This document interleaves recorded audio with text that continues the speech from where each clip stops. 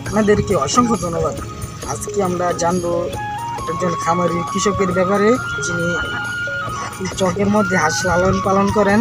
আজকে এর কাছ থেকে জানবো কীভাবে এগুলোর ব্যাপারে জানবো। ভাই, হাঁস মনে করেন আপনি বেশি রৌদ্র থাকলে পরে একটু যদি একটা পুকুর টুকুর থাকে আর কি, বা একটু খুব জায়গা থাকে, সেটার মাঝে আপনার গোসল টোসল করাইলে মনে করেন এতটা রোদে যে একটা কলেরা জনিত রোগ আছে আপনার, এই রোগটার লগে একটা ইলেকট্রোমিন স্যালাইন আছে। স্যালাইনটা রাত্রে মনে করেন আপনি 20 লিটার পানির মাঝে 100 গ্রাম স্যালাইন দিলে আর কি হাঁসটা অতটা কলেরা পড়ে। আপনার প্রত্যেক দিনে রাতের সময় এগুলোটা খাওয়ান?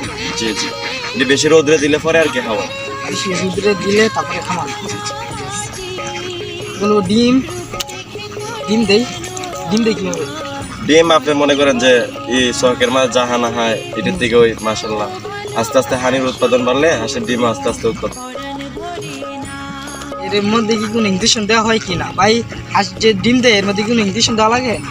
হাঁসের মাঝে মনে করেন ডিম পাড়ার কারণে ইঞ্জেকশন দেওয়া লাগে। হাঁসটির দিতে ইঞ্জেকশন আপনার মনে করেন একটা প্লেগ, ডাক প্লেগ একটা রোগ।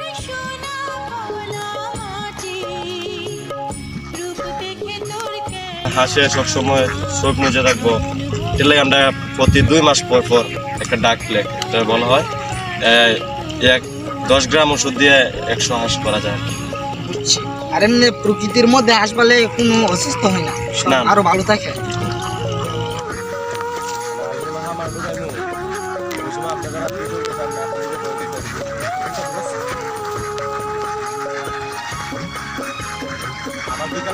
লাভবান হবেন তো বাইরের কাছ থেকে জেনে নিন।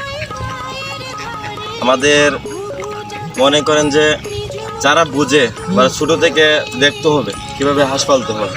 যেমন আমরা আরেকজনের হাঁসে ছিলাম নতুন অবস্থায়, এনের কাছ থেকে শিখছি, হয়তো আমার বাবা হতে পারে বা চাচা হতে পারে, এনের কাছ থেকে আমরা শিখছি, শেখার পরে আমরা অভিজ্ঞতা হয়েছে। কোন সময় যারা এমন খামার করতে চায় যারা প্রথমে কি দিয়ে শুরু করতে হবে? প্রথমে আপনার মনে করেন যদি একবার বাচ্চা আনতে হয় তাহলে একজন পুরাতন যে আমার যারা হাঁস রাখতে পারে তার মানে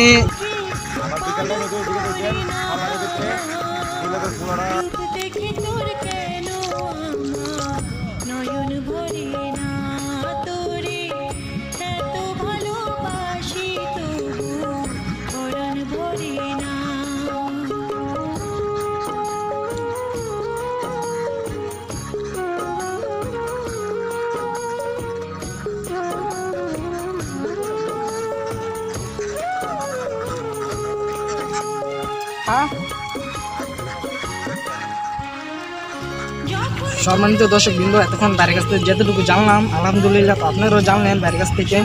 তো আপনারা যদি ইউটিউব চ্যানেলে নতুন রয়েছেন আপনারা দ্রুত সাবস্ক্রাইব করে দিন, আর যারা অলরেডি সাবস্ক্রাইব করে রয়েছেন আপনাদেরকে অসংখ্য ধন্যবাদ।